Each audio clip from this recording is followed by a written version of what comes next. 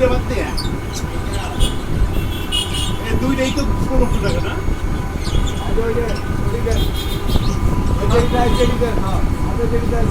সাদা দেখতে দেখ আর কালো সাদা কালো মিলে দেখতে ধরেন